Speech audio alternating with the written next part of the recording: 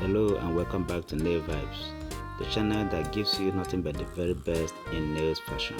Good morning, good afternoon, good evening to you my gorgeous nail lovers, depending from where and when you are seeing this video. So in case you are seeing this channel for the very first time or you are yet to join this channel, please do hit the subscribe button, and as you do that, do not forget to turn on your bell notification so that anytime I upload a new video in this channel, you will be the first to be notified. So ladies, watching this video which I have for you today, you will see that I have the best compilations of short, white and pink acrylic nail art designs for you my gorgeous friends. So in order for you to enjoy this video, I urge you to watch from the beginning to its end so that you can choose the best slide or slides to make on your nails. So as you can see, these nails are looking so good and gorgeous, and you can rock them to any occasion of your choice.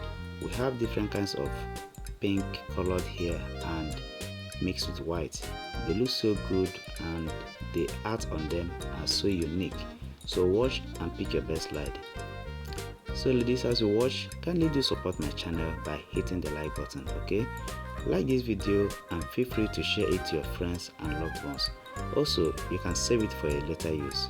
And at the end of the video, you can go down to the comment section and tell me what you think or what you feel about my channel or my videos, okay?